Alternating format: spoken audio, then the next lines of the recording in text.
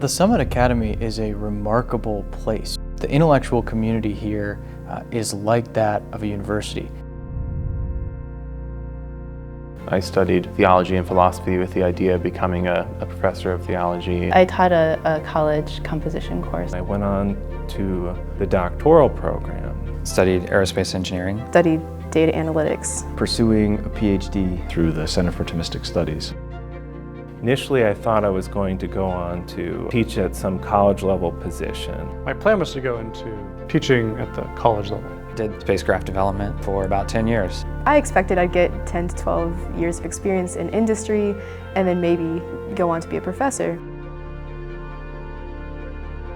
We have a lot of talented faculty, folks that are polymaths, know a lot of different disciplines and can really speak well to a lot of interesting things, but they like kids. There's so much value and so much fruit that can come from teaching high school and teaching middle school. This is really the age where their minds and their hearts start to come alive to things like theology and philosophy. There's a hunger there, I think, for deeper learning that we often don't give kids of this age credit for. The handoff between sort of childhood and adulthood, adolescence, is really a pivotal time, but also a great opportunity. The question of their vocation is just starting to raise itself in their lives, that is actually the most important point at which to introduce them to this wonderful tradition.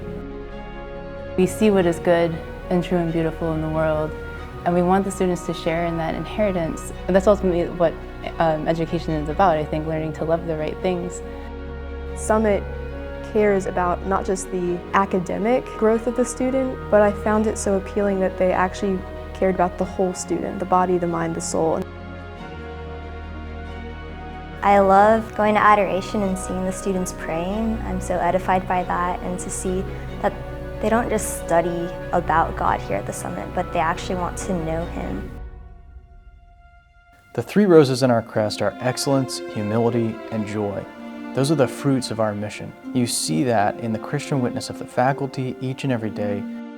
They're very much committed to this project and very, very human and present to one another. I realized I needed to stop taking it for granted, and I felt sort of just a personal responsibility to just pray for all of them by name every day, because I realized how much they're giving. Of course, it has the effect of making me just that much more grateful and capable of seeing how talented they are and how well they do.